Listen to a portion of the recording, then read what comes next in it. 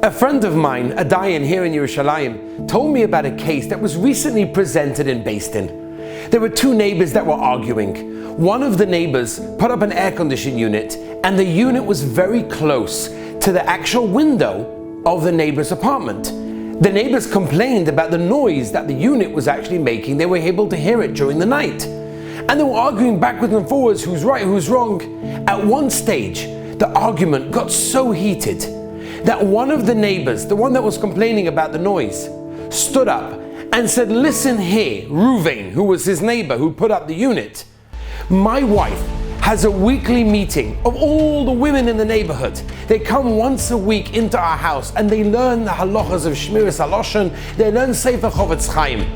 And if you don't stop your terrible behavior and you don't remove that air-conditioned unit, I'm telling you now, I'm going to make sure my wife mentions it at the meeting, letting all the women know what you're like."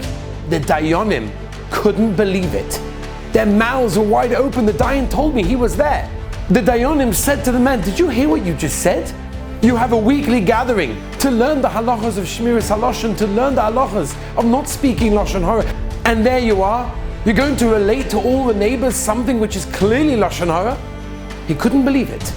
But sometimes we do the same thing. In this week's parasha, Parashas Tazria, the Torah tells us about the Negat Tzaras, the plague of Tzaras, of leprosy, that affects a person. Why, says the Chovetz Chaim and many others?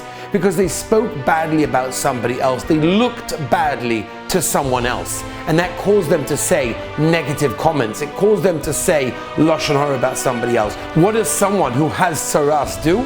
He leaves the machaneh. He has to leave the camp. Because if you don't know how to look at other people in a good light, if you don't know how to relate to other people, go sit alone. Go be by yourself. Because in Klal Yisrael we're all together. And we have to learn how to look at other people in such a positive light, in such a good light. If we're able to do that, we won't speak Lashon Hara. And before we open up our mouths, and before we have a conversation, we'll stop for a moment and think, what am I about to say? Is it good or is it not good? We only look for the positive. We only speak the positive. Have an amazing Shabbos.